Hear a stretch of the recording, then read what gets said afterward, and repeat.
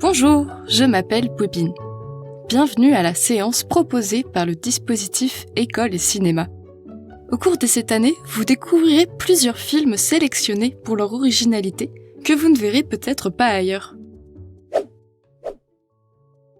Aujourd'hui, vous allez voir Tout en haut du monde, un film d'animation réalisé par Rémi Chaillet.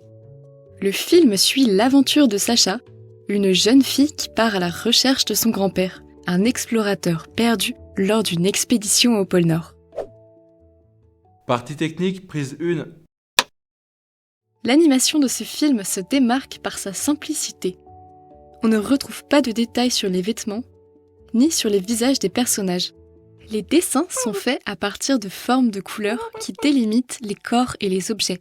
Autrement dit, il n'y a pas de contours tracés autour des personnages. Pendant longtemps, on faisait des films d'animation uniquement en dessinant sur des feuilles de papier, image par image. Maintenant, on peut dessiner directement sur nos écrans. Cela permet d'être plus efficace et de modifier rapidement les dessins sans utiliser des tonnes de papier.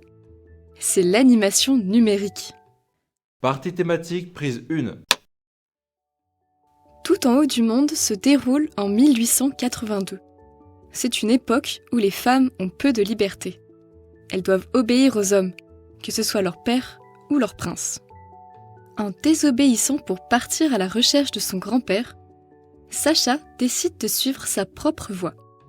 Elle se libère de l'autorité. On dit qu'elle s'émancipe. D'autres œuvres abordent les thèmes du voyage ou de l'émancipation.